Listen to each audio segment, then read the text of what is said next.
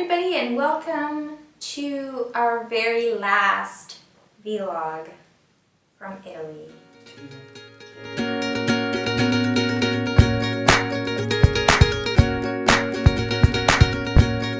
We're a little sad. We are very sad. This is our last night in Italy. We're in Rome right now. We catch the train to the plane tomorrow, fly back home. So early tomorrow. And we're going to be jet lagged for a couple of days. I am really excited about seeing our cats. Okay. I'm not going to lie. That is actually, I did want to talk about this even though we didn't have it in the notes, but that is one of like the bummers about traveling through Italy. And I know it's not just in Italy. I was going to say, is it specific to Italy? It's not specific to Italy, but I have seen it way more here than I have anywhere else, except maybe like Peru. Okay, I know it happens all over, but like stray animals, it's heartbreaking. I mean, I know that I really love animals, like all animals. Do you? A lot. If you haven't seen all of the pictures of animals I have tried to pet and been rejected by. Roy wants, there's been plenty that have been rolling their bellies over. That's true. I try very hard. Roy wants a count of animals petted at the end of this trip. Anyway, in all seriousness, I've tried my best to take a picture. I'm sorry, in all seriousness. I love animals, and it breaks my heart to see animals that are left behind and that don't have homes and that aren't taken care of. So that has really bummed me out. Like, I think that took a little bit of the shine away from Amalfi when we had like this family of cats outside in our yard, in our courtyard, and there were 3 kittens, and they were so cute. But they were all the cats were really hungry all the time and sad and cold. It seemed like they got fed from the kitchen above. I know, but I want all of my cats to be like. But they're not your cats. To be spoiled like, or right. You want all the cats in the world to be spoiled. I want all the spoiled. cats to be spoiled like my cats. Okay.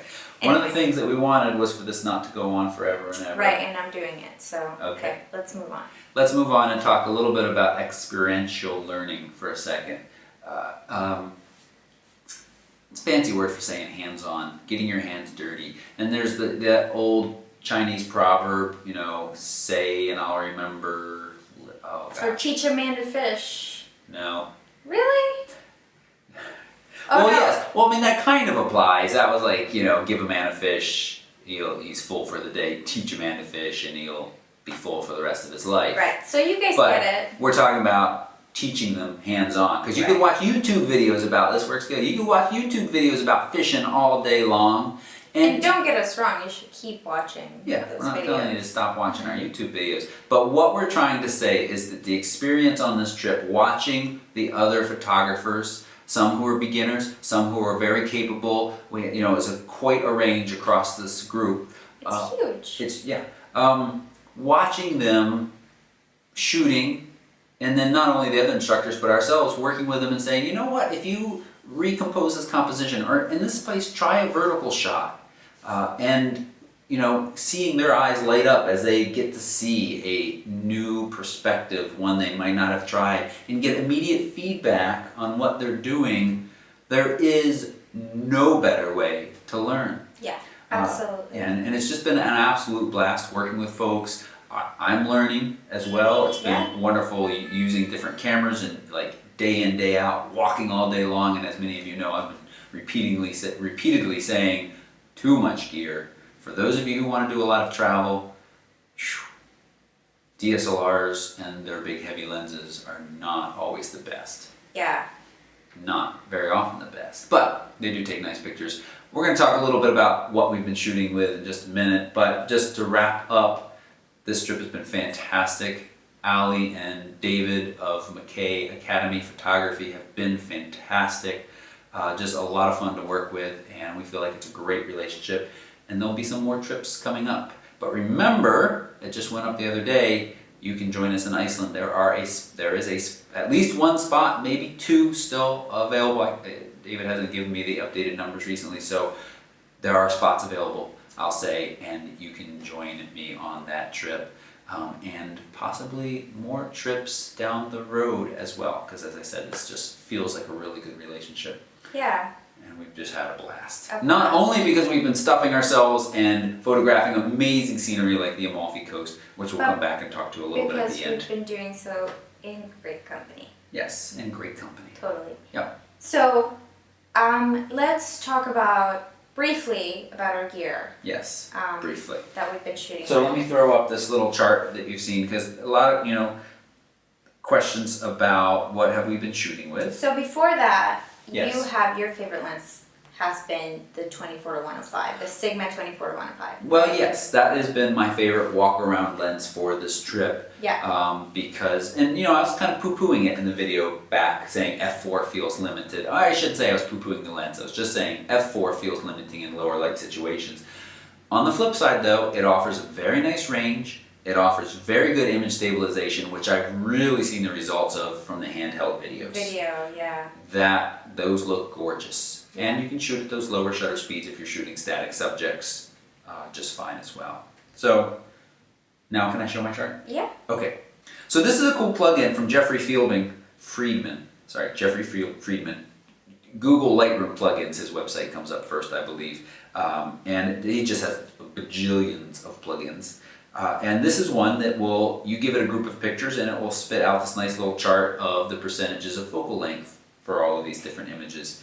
And now this is with both the Canon 5D Mark III with all the lenses I used, and the Sony A5100 with two lenses I used, 16-50 kit and the 20 f2.8 prime. So the takeaway. Which I didn't really use very often. Right. Yes. The takeaway from this chart, and we'll come back with another very specific video of exactly back in the office of exactly here's the gear I used.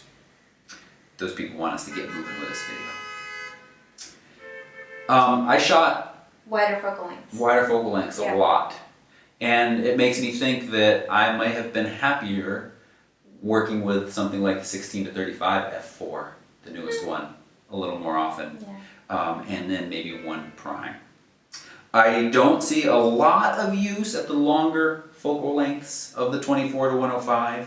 Now remember, I do have the 70-200 with me as well, and I did shoot with that a couple of times. I really like to compress the coastline using that. You can shoot and really just kind of pull that all in tight and not make it seem like such a giant big space with lots of emptiness. So I use that a little, but as a heavy lens, it is unlikely that I'm going to bring that lens on any kind of trip where there's a lot of walking, because I just don't bring it. It's just too heavy.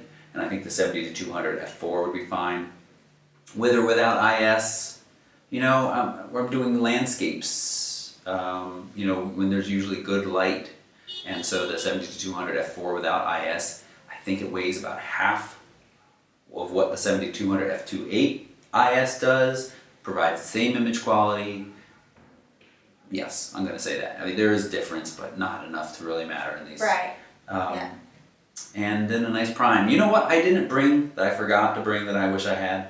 The 40, the Pancake 40 f2.8. Oh, yeah. That makes the camera so much more manageable, and to go out at night it slips in true. small bags. Wouldn't fit in your new fancy schmancy purse. But, so, as I said, I'll come back and talk. And this also is the Sony A5100 16-50.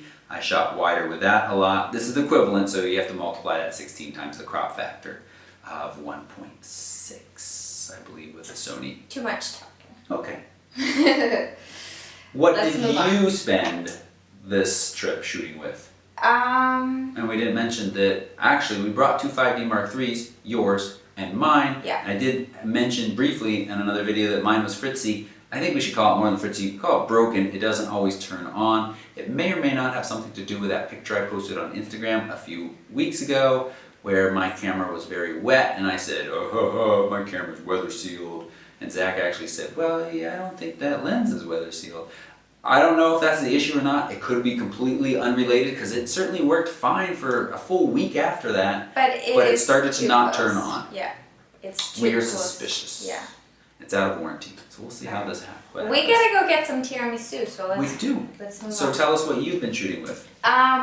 Since I've basically taken over your 5D Mark III, thank you so much for sharing. You're welcome.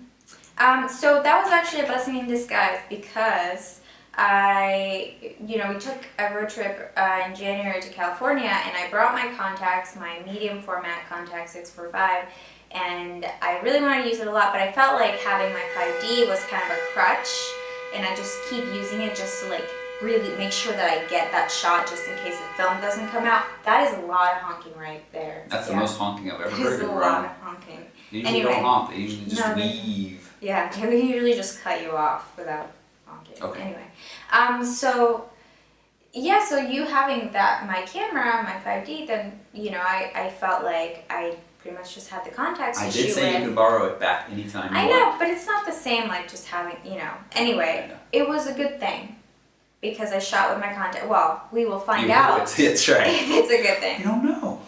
But so my goal with bringing the contacts and just one lens, because those lenses are crazy expensive, so I'm not gonna get another one. It's just an 80mm f2 lens. It's a Zeiss lens, really high quality. I was kind of, I wanted a change of pace because I had shot this whole wedding season with, very specific gear for very specific purposes, and I just wanted, to do something different for this trip. And I really enjoyed it. I really had a lot of fun, even if pictures don't come out, which I think that they will, because I feel like I've had enough shooting experience with it to know that they're going to come out. But I was kind of, wanted to create kind of a body of work out of the images here in Italy. And that's not to say that everybody else wasn't trying to do that too, but for me it was more about like the colors and sort of the feel of the pictures and like putting that all together so that every picture, I don't know how to explain it, comes together really nicely as a, As a body. cohesive. As Right. a cohesive Yeah. collection. But again, that's Wow. not to say that everybody else's pictures won't come together that way. But I was, I approached it from a very specific Mhm. way. And Well, I think that's very good to have goals. I didn't quite have a goal like that. right. I was just taking pictures of pretty things. So anyway, moving on. The other camera that I used was my iPhone, and we talked about it already. But I've been using the manual camera app. When you play with it there, they can't I see know. that. I'm aware of that. Why do you do it? Because I don't know.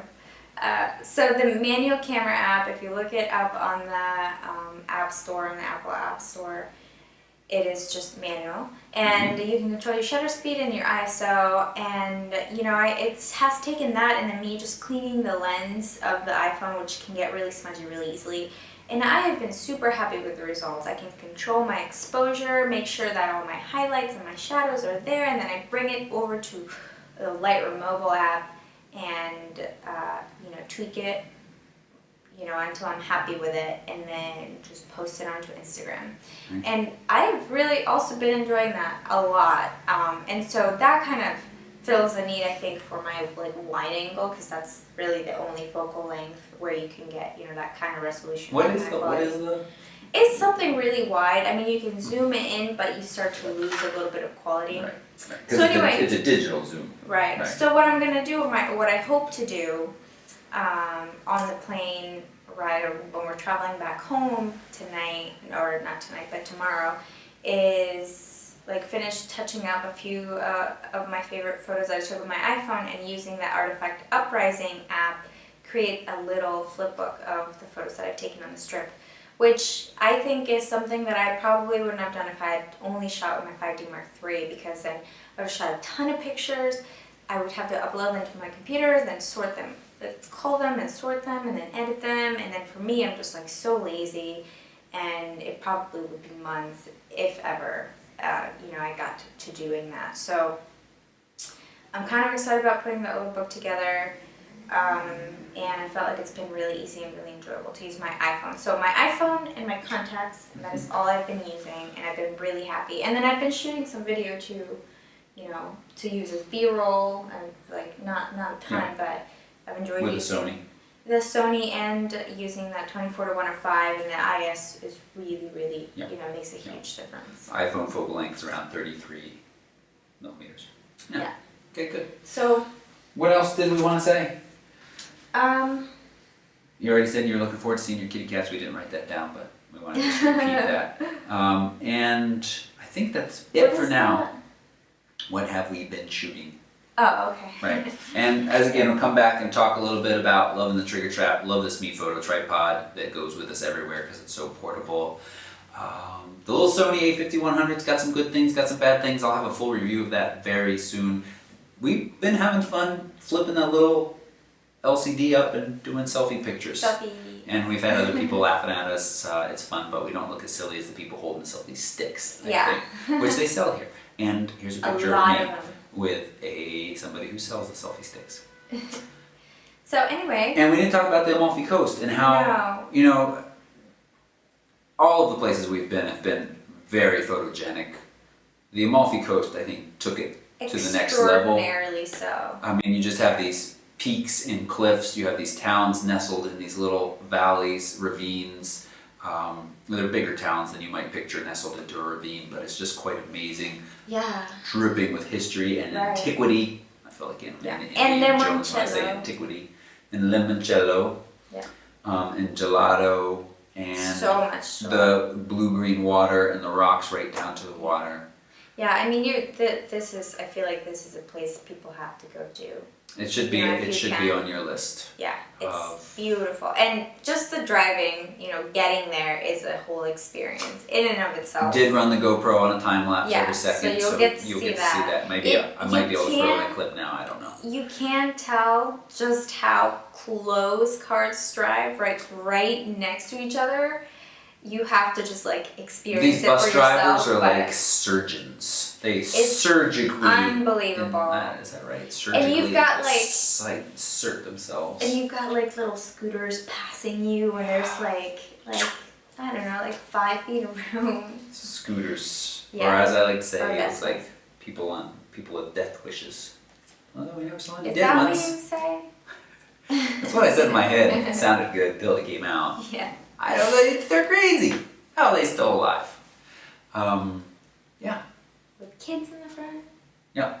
Anyway. Yeah. So we really recommend that. We really recommend the experiential learning if you can make it. It's really amazing. Yeah. Find a group of people to go out, photograph with, come on one of these tours, come on one of these tours with us. We want to meet you all. And one last thing. We were talking to one of the participants, Marshawn, and she was saying, she had been wanting to go on a trip like this to Italy for a really long time and kind of trying to get her friends to come with her. And I mean, I've experienced this, just trying to make plans with friends, and I don't blame them. They all have their own things that they're doing. It takes a lot. Setting aside a chunk of time, like 2 to 3 weeks. It takes a lot to really come together and find a long period of time that works for everybody. So coming on these trips and just kind of being forced to interact with people, but with people that are interested in the same things that you are. I know, that's one of the things that's been so much fun, is sitting down at dinner and talking a little bit about dinner and our lives, and then suddenly talking about cameras and lenses. And it's just fun, and then back to our lives. So, what a great way to experience, a new place with, maybe not your closest friends, but people that you can enjoy spending time with. So, we've gone on for way too long. And we gotta go get some tiramisu. So goodbye.